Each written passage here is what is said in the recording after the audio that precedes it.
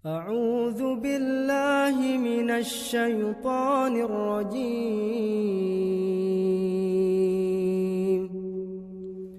بسم الله الرحمن الرحيم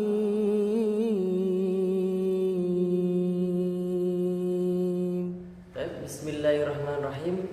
Assalamualaikum warahmatullahi wabarakatuh. Kaifa halukum? Alhamdulillah bi khair. Tapi bagaimana kabarnya teman-teman semuanya? Alhamdulillah dalam senantiasa dalam kebaikan dan kesehatan semuanya. Teman-temanku semua, alhamdulillah kita pada kesempatan kali ini masih bisa bertemu walaupun masih menggunakan sistem daring, belum bisa tatap muka, tetapi jangan mempersurut semangat kita untuk terus belajar. Kembali lagi dengan saya yaitu Yatmul Ihsan yang kemarin melaksanakan magang 2 di MTS An-Najiyah Lengkong yang dari kampus IAIN Ponorogo semester 7 Fakultas Tarbiyah Pendidikan Keagamaan. Maka dari itu teman-teman semuanya, pada kesempatan kali ini kita akan membahas lagi, kita akan belajar sama-sama lagi terkait tentang pembelajaran kita, yaitu saya akan menjelaskan tentang mapel ataupun mata pelajaran Al-Quran Hadis yang kemarin pernah saya sampaikan sedikit di pertemuan yang pertama. Kemarin PR-nya alhamdulillah sudah dikerjakan, alhamdulillah. Semoga dikerjakan dan harus kemarin intinya jujur dan ikhlas. Oke, teman-teman semuanya, untuk materi kita pada hari ini yaitu adalah bab yang kedua tentang kekuasaan dan rahmat Allah Subhanahu wa taala. Kita akan mempelajari 2 poin, yaitu poin A dan poin C. Dalam buku ini nanti dijelaskan ataupun diterangkan bahwasanya yang pertama adalah meyakini kekuasaan Allah Subhanahu wa taala, yang kedua adalah surat Asy-Syam ayat 1 sampai 10. Maka dari itu saya harapkan teman-teman semuanya bisa menyimak dan melihat video ataupun penjelasan dari saya yang akan saya sampaikan selama pembelajaran ke depan ini. Mungkin itu pembukaan dari saya. Untuk penjelasannya silahkan langsung disimak video yang akan saya sampaikan kepada antum semuanya. Silahkan. Bismillahirrahmanirrahim. Baik teman-teman semuanya, untuk kali ini yang pertama kita akan bahas poin yang pertama, yaitu adalah meyakini kekuasaan Allah Subhanahu wa taala.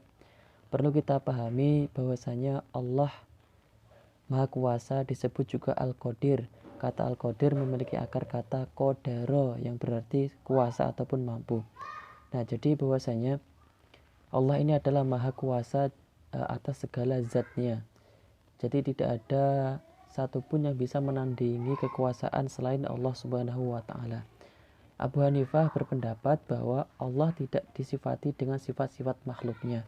Jadi bahwasanya di sini Allah memiliki sifat-sifat tertentu ataupun sifat-sifat yang mulia, yang itu mungkin saja tidak ada terdapat di makhluknya, karena makhluk itu adalah ciptaan Allah Subhanahu wa taala. Nah, Allah Subhanahu wa taala memberikan kekuasaan kepada seseorang tidak serta-merta dirinya kemuliaan-kemuliaan. Nah, jadi bahwasanya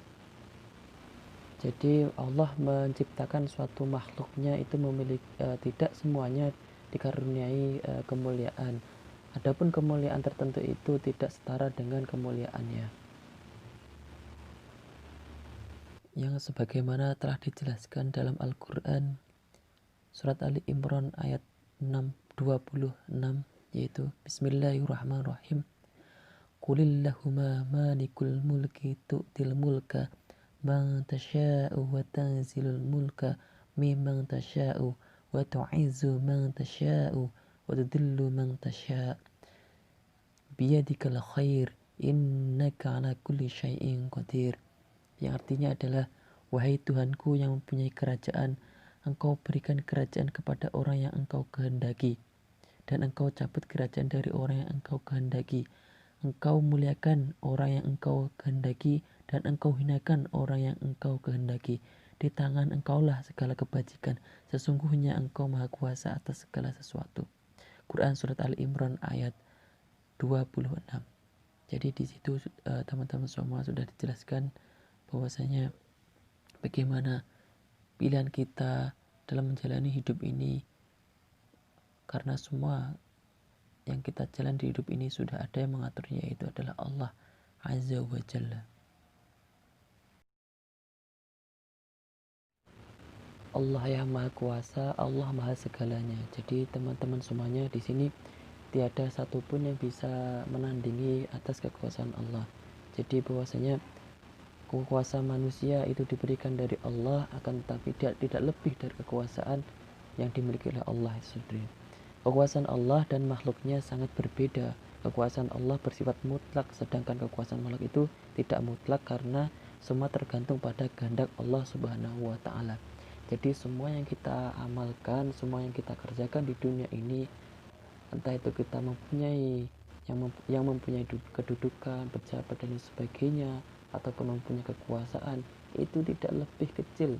Itu adalah suatu hal yang tidak lebih dibanding kekuasaan Allah Subhanahu wa Ta'ala.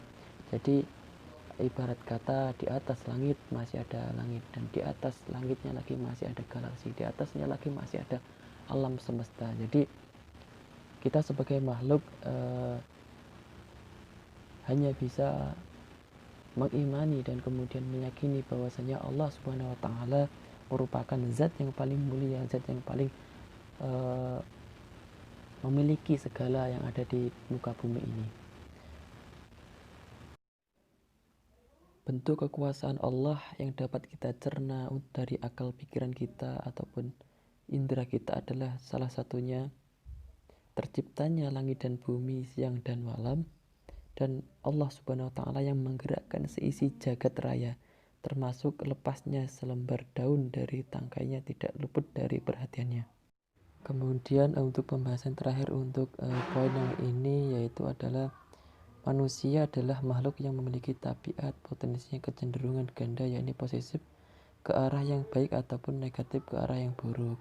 Jadi bahwasanya di sini manusia dibekali akal pikiran, hati nurani yang bisa berpikir bahwasanya semua kehidupan yang kita lakukan di sini adalah semuanya sudah ada yang mengaturnya. Jadi teman-teman semuanya, Allah Subhanahu wa Ta'ala sangat mulia, yaitu menganugerahkan kita semuanya akal pikiran, kemampuan, kecerdasan dan hati nurani. Maka dari itu perlu kita adanya rasa syukur, kemudian kita gunakan dengan sebaik-baiknya karunia apa yang telah diberikan Allah Subhanahu wa Ta'ala ini.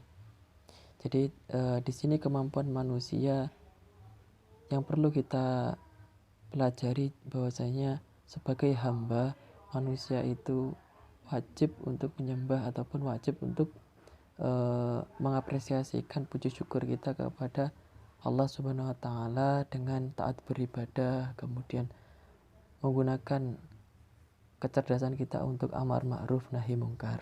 Seperti itu. Untuk teman-teman semuanya, untuk pembahasan selanjutnya yaitu tentang poin B tentang surah Asy-Syam ayat 1 sampai 10. Ya, jadi tadi untuk penjelasan yang pertama itu tentang meyakini kekuasaan Allah Subhanahu wa Ta'ala yang sudah saya jelaskan sedikit di slide tadi, semoga teman-teman bisa memahaminya. Yang kedua adalah surat Asy-Syam ayat 1 sampai 10. Untuk lebih jelasnya silahkan disimak video berikut ini. Bismillahirrahmanirrahim. Wasyamsi wa duhaha wal qamari idza talaha wan nahari idza jallaha wal laili idza yaghshaha was samaa'i wa ma banaha wal ardi wa ma tahaha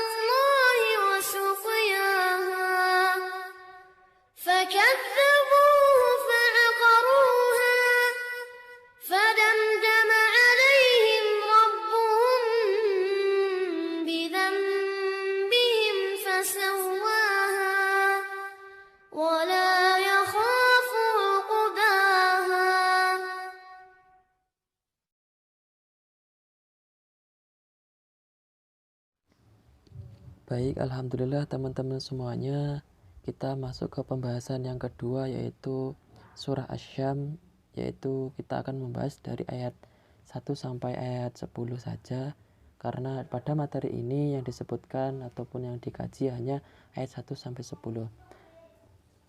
Tayyib, kita tadi sudah mendengarkan sedikit lantunan surat Asy-Syam tadi di awal. Kita perlu memahami jadi bahwasanya surat ini merupakan surat yang ke-91 dalam Al-Quran. Terdiri atas 15 ayat. Surat Asy-Syam ini tergolong surat Makkiyah ataupun turunnya di Mekah.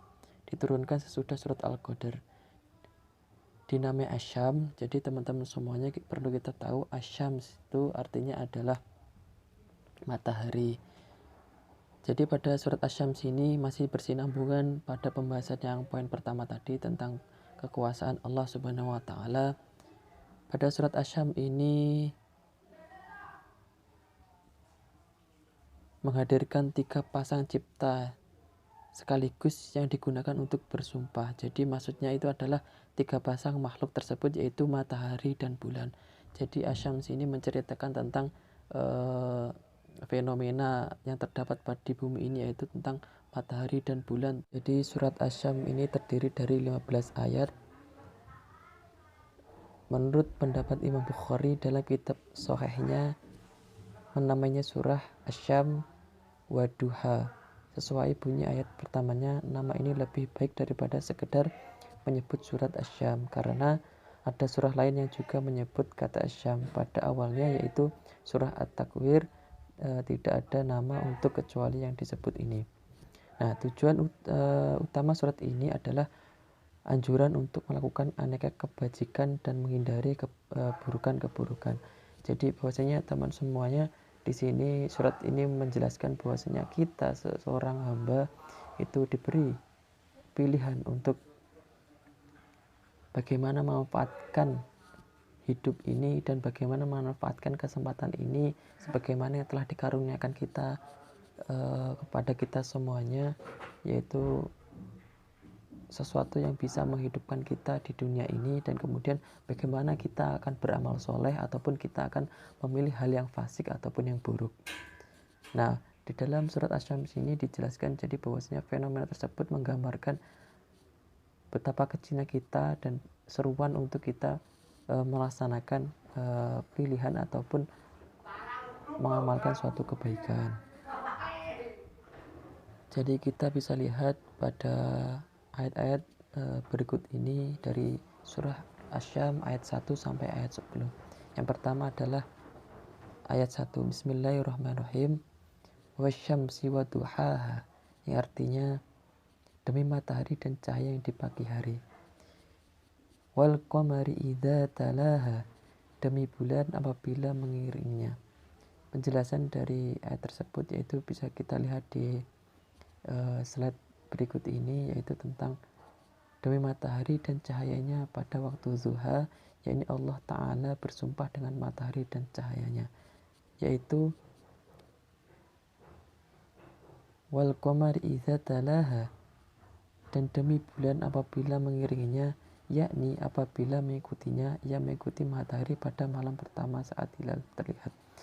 Jadi di sini dijelaskan fenomena alam tersebut, yaitu antara bulan dan matahari ataupun waktu duha dan waktu malam. Untuk yang selanjutnya yaitu wan nahari idza jallaha, demi siang apabila menampakkannya. Wal laili idza yaghshaha, demi malam apabila menutupinya ataupun gelap gulita. Was samaa'i wa ma banaha, demi langit serta pembintangannya ataupun orang yang menakjubkan.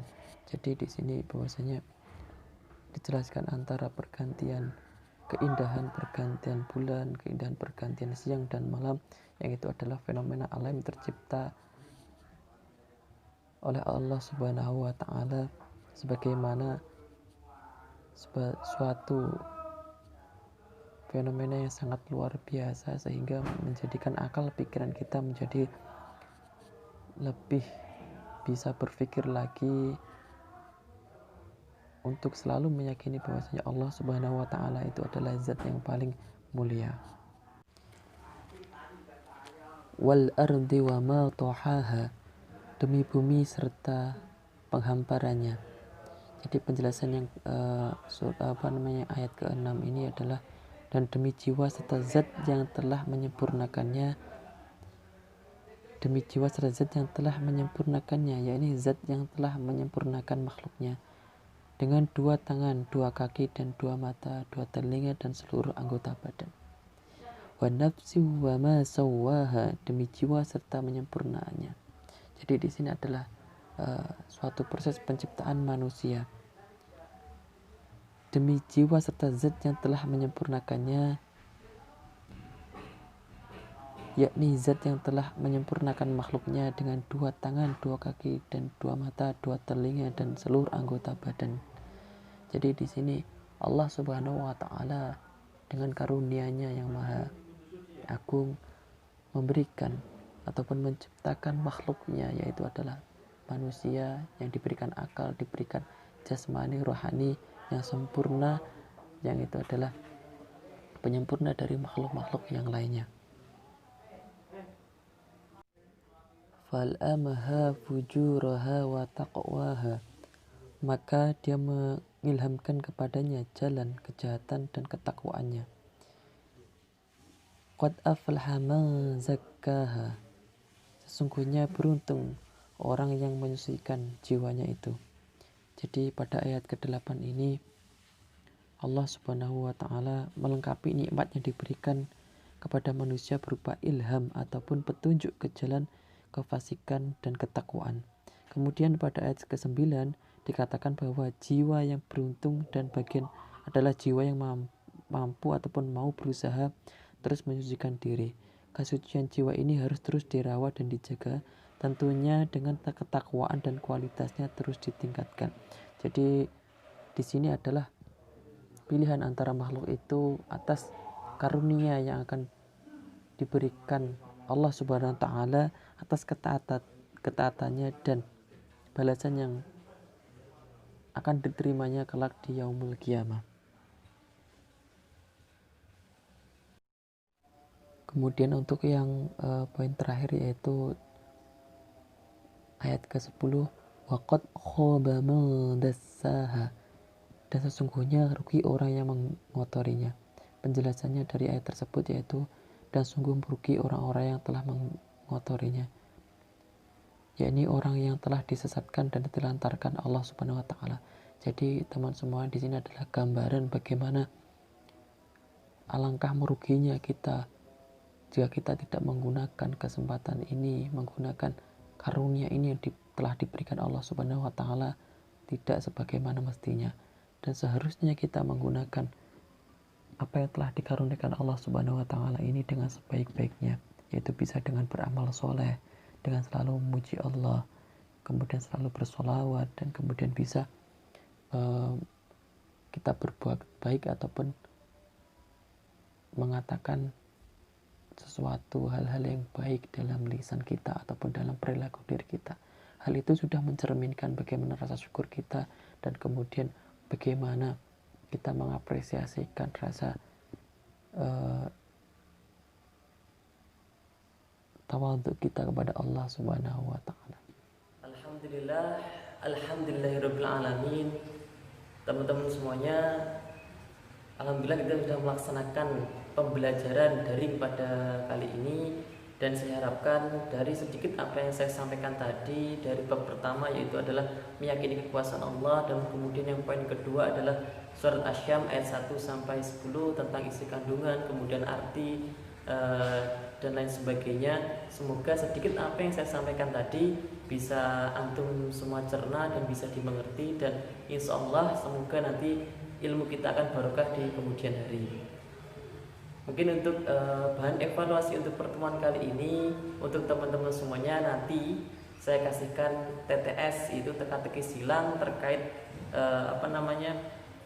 terkait pembelajaran hari ini, dan saya harapkan untuk teman-teman semuanya bisa mengisinya dan bisa senantiasa berkreasi sesuai pemahaman antum semuanya. Jadi nanti TTS-nya silahkan dikerjakan masing-masing ataupun individu, dan kemudian nanti hasilnya silahkan dikumpulkan ke gurunya.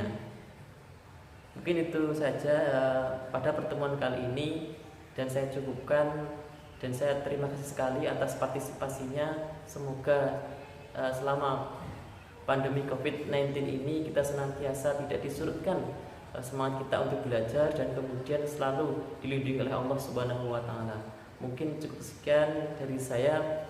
Kita akhiri pertemuan pada kali ini dengan doa kafaratul majlis. Subhanakallahumma wa bihamdika asyhadu an la ilaha illa anta astaghfiruka wa atubu ilaik. Kafa'na bihadza wa afu minkum in wajadtum minni la akhta'atan wa afu minkum. Assalamualaikum warahmatullahi wabarakatuh.